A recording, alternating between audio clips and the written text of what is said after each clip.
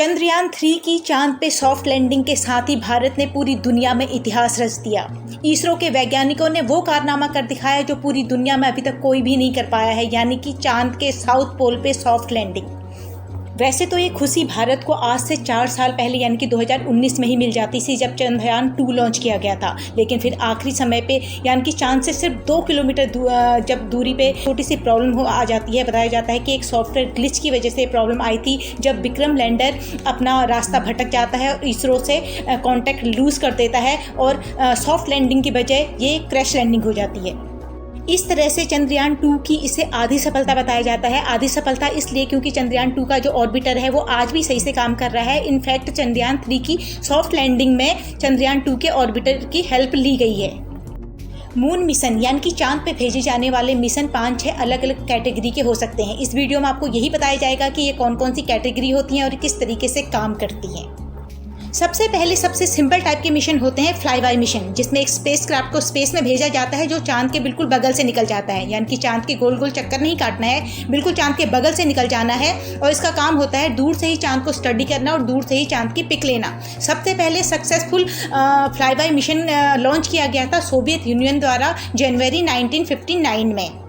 इसके बाद मिशन की अगली कैटेगरी आती है जिसे कहते हैं ऑर्बिटर मिशन। इसमें स्पेसक्राफ्ट को चांद के पास भेजा जाता है जो चांद के ऑर्बिट में गोल गोल चक्कर काटता है, जिसे लूनर ऑर्बिट कहते हैं। इसका काम होता है चांद के सरफेस और चांद के एटमॉस्फेयर की स्टडी करना। अब तक 40 से ज़्यादा सक्सेसफुल ऑर्बिटर मिशन किए जा चुके हैं, लेकिन सबसे पहले सक्सेसफुल ऑर्बिटर मिशन किया गया था एक बार फिर से सोवियत यूनियन द्वारा लूनर 10 1966 में।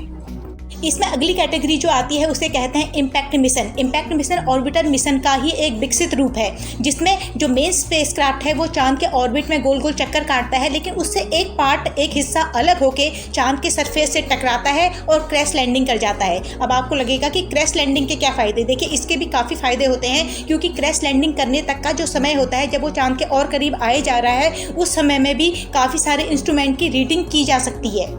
22 अक्टूबर 2008 में भारत द्वारा भेजा गया चंद्रयान फर्स्ट एक मून इम्पैक्ट मिशन ही था, जिसमें जो मेन स्पेसक्राफ्ट होता है उससे अलग होकर जो हिस्सा चांद से टकराता है उसे कहते हैं मून इम्पैक्ट प्रोब। तो चंद्रयान फर्स्ट से जब मून इम्पैक्ट प्रोब चंद्रमा के सरफेस पे टकराता है तो उस पर एक इंस्ट्रूमेंट लगा था जिसे कहते हैं चेस। उसी के द्वारा पहली बार दुनिया के सामने इस बात के सबूत पेश किए गए थे कि चांद के एटमॉस्फेयर पे पानी मौजूद है।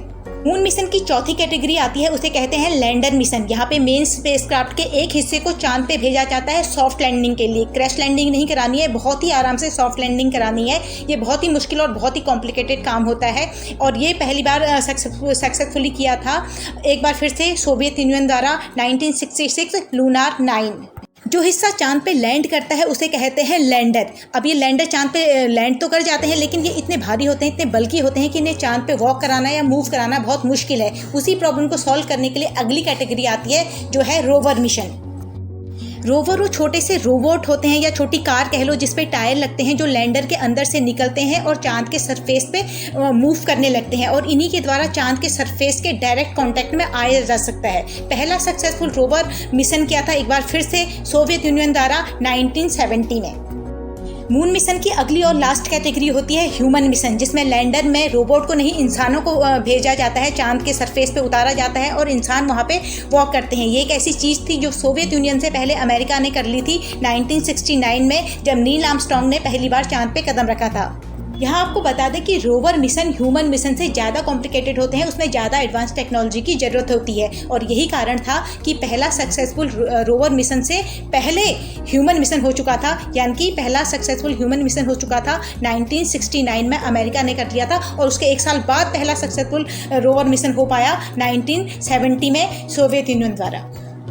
चंद्रयान-3 के चांद पे सॉफ्ट लैंडिंग के साथ ही भारत वो चौथा देश बन गया है जिसने चांद पे सॉफ्ट लैंडिंग करी है। यानी कि सोवियत संघ, अमेरिका और चाइना के बाद चौथा देश भारत बन चुका है और उसमें भी साउथ पोल पे सॉफ्ट लैंडिंग करने वाला भारत पहला देश बन चुका है। अभी तक वहाँ पे किसी दूसरे देश ने सॉफ्ट लैंडिंग नहीं की है।